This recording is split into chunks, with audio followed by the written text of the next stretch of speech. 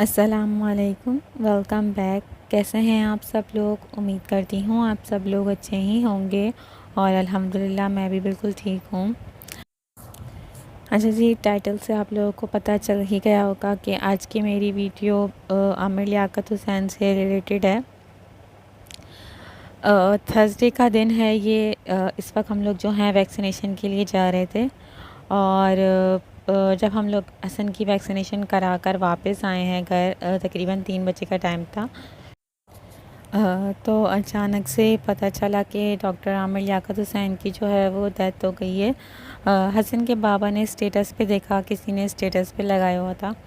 तो जैसे ही मैंने सुना मुझे लगा शायद ये फ़ेक न्यूज़ होगी, तो मैंने हसन के बाबा से भी यही कहा कि ये न्यूज़ फ़ेक तो नहीं है।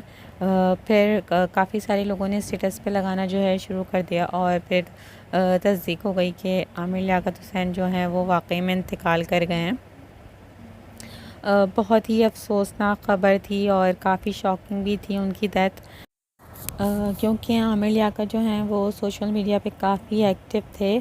और सेकंडली सबसे पहले तो मेरे दिल में यही ख़्याल आया कि कहीं उन्होंने जो है वो सुसाइड तो नहीं कर ली, क्योंकि ज़ाहिर है कि इंसान जो है डिप्रेशन में जाता है तो फिर ऐसा कुछ टाइम वो कर लेता है। तो सबसे पहले तो मुझे ऐसा ही लगा, फिर बाद में जब न्यूज़ वगैरह में देखा तो कुछ और उनकी मौत की वजह जो है वो बताई गई। अच्छा जी, यहाँ पर मेरे मतलब ज़हन में कुछ बातें हैं जो मैं कहना चाहती हूँ, करना चाहती हूँ। अब मेरे पास ये एक प्लेटफॉर्म है तो मैंने सोचा कि क्यों ना मैं चैनल पे ही इस टॉपिक पे थोड़ी सी बात कर लूँ।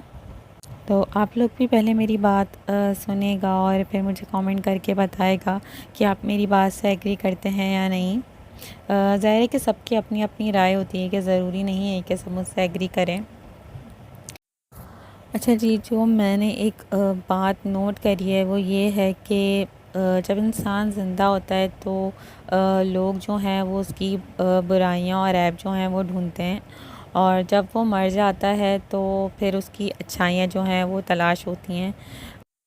तो ये काम हम उसकी ज़िंदगी में क्यों नहीं कर सकते? जब हम मरने के बाद उसकी बुराइयां इग्नोर कर सकते हैं, तो फिर उसकी ज़िंदगी में क्यों नहीं कर सकते? ये बात मैं सिर्फ डॉक्टर आमिर लियाकत के लिए ही नहीं कह रही हूँ, बल्कि मैं एक नॉर्मली भी ये बात कहना चाहूँगी कि देखिए, अगर हम अपने दीन को देखें, अपने इस्लाम को देखें, तो अगर किसी के अंदर भी कोई बुराई मौजूद है, तब भी अल्लाह पाक ने हमें हक़ नहीं दिया कि हम उसकी बुराई जो है वो कहें, क्योंकि फिर ये जो है वो गीबत में शुमार किया जाता है। और अगर किसी के अंदर कोई बुराई मौजूद नहीं है तो उसके लिए वो बात कहना, तो फिर उसका तो सवाल ही नहीं पैदा होता। ज़ाहिर है फिर तो वो बहतान हो जाता है।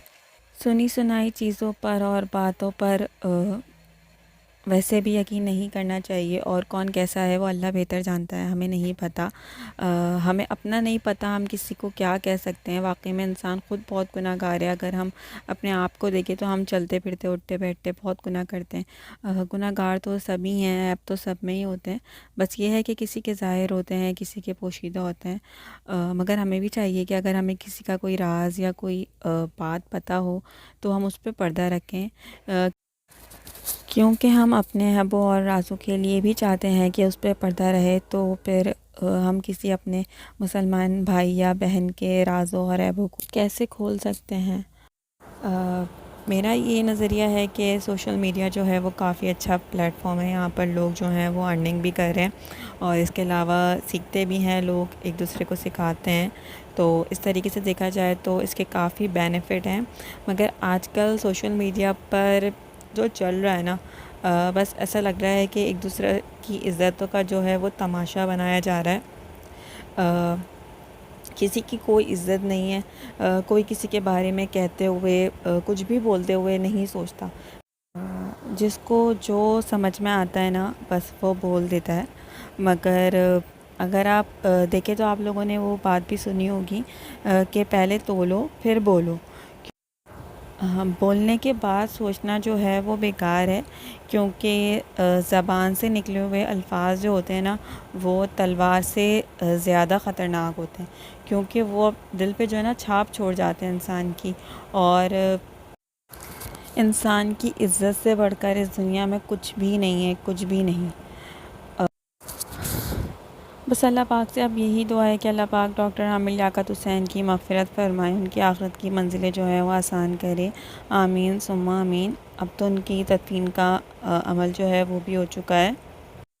अगर आपको मेरी ये बातें सही लगी हैं और आप अगर मेरी इन बातों से एग्री करते हैं तो प्लीज़ इस वीडियो को शेयर ज़रूर करेगा।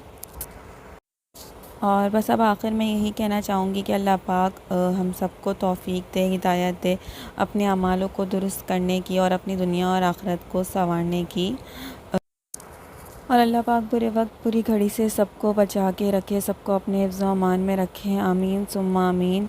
अपना बहुत सारा ख़्याल रखिएगा, दुआओं में याद रखिएगा। Take care. अल्लाह।